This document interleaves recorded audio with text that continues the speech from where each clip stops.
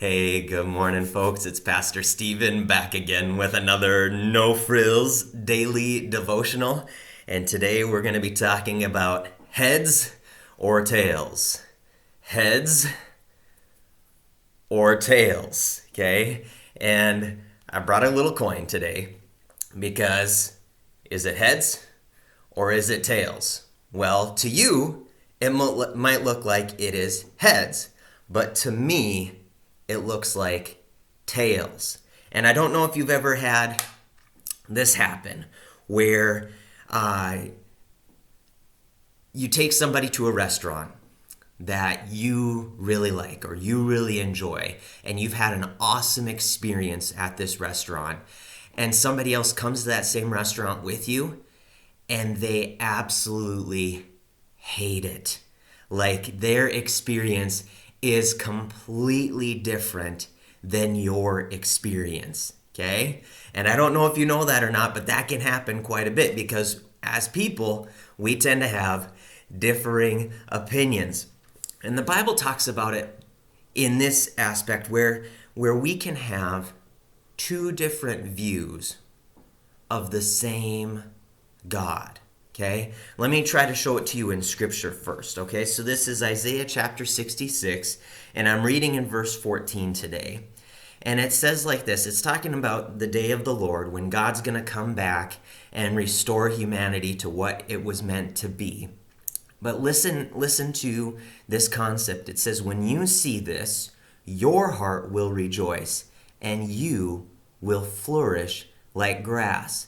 The hand of the Lord will be made known to his servants, but, his fury will be shown to his foes. So how is it that two people can have different experiences of the same God, right? How is it that two people looking at the same thing, experiencing the same thing, being in the same place, can have two completely different experiences? Well, I'm going to try to teach it to you through this coin analogy, okay? So right now, you looking at it, it looks like tails, but for me looking at it, it looks like heads, right? And it's our perspective. Okay? Our perspective is going to determine what our experience is. Okay? So perspective, okay? How you're looking at something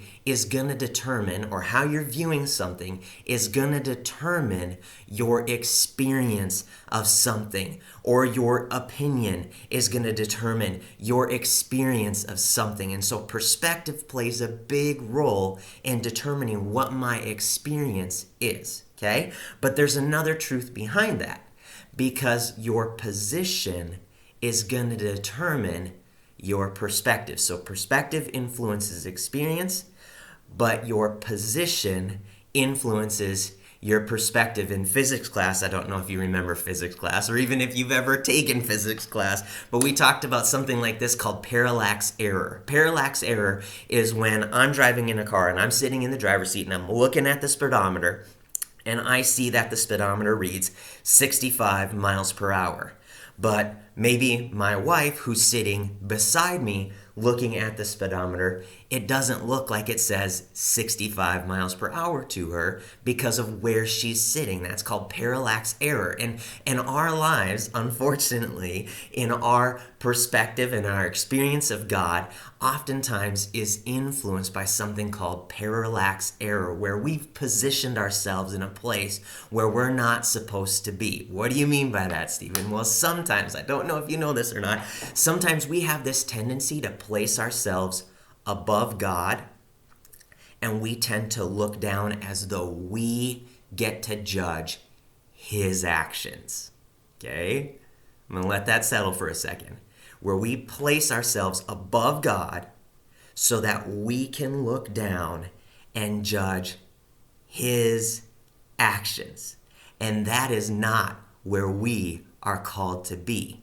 God is called to be above us, looking down and serving as our judge, okay? And so we've got to get into the right right position so that we can have the right perspective, so that we can have the right experience of God. In a couple of my last videos, I've been using this Greyhound analogy, okay, of how 60 miles per hour feels way different when you're riding inside the bus versus being pulled behind the bus on a pair of roller skates. Now, what is that analogy meant to convey? It's meant to convey that a lot of times my experience with God seems rough and bumpy because I haven't partnered with His will.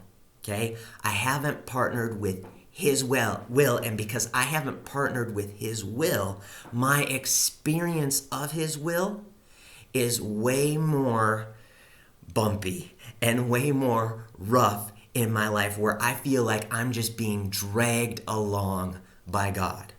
But that's not where I'm supposed to be.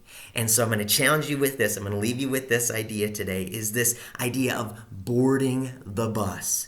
Boarding the bus. So if you feel like you've been dragged along by God's will and everything has just been coming at you and you just don't even know how to make heads or tails of it, all the situations that you're facing, I'm going to encourage you to board the bus, to lean into God, to lean into His presence and say, Lord, I'm sorry. Forgive me for trying to impose my will on you. And now I'm ready, Lord, to surrender to what your will is. And that's when you're going to have this Psalm 91 experience. I read this verse to you yesterday, and it says this: He who dwells in the shelter of the Most High will rest in the shadow of the Almighty. And I will say of the Lord, He is my refuge and my fortress, my God in whom I trust. And so if you're feeling like you're just being dragged along forcefully, okay, behind a bus going 60 miles per hour on a pair of roller skates, I'm going to encourage you, get on board with what God's will is then for you, okay? Lean into Him and find the rest and security that you need in His presence by trusting in Him. Why? Because He's good and He loves you. Hey, you guys, have an awesome day. Be blessed.